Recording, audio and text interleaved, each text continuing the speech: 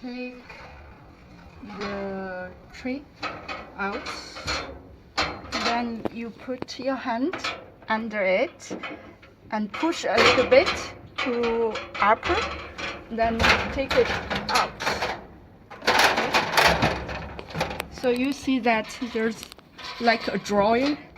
Now you need to take it out, and then this is the cables here, and you need to unplug it and not take it out. Then you can put it back to any layer you want. So it's the same thing. So you will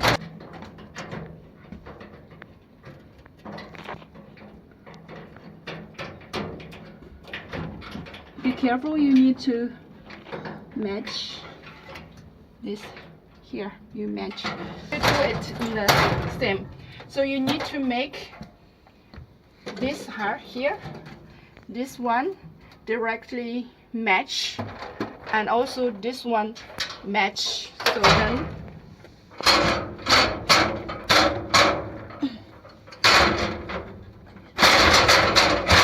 then you can make it in, and the roller can be, the tree can be pulled out easily.